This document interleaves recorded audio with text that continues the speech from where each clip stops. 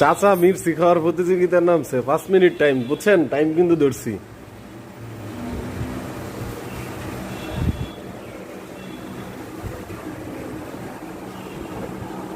এটা এই যে প্রমাণ রেখে দিলাম, 1 কেজি না?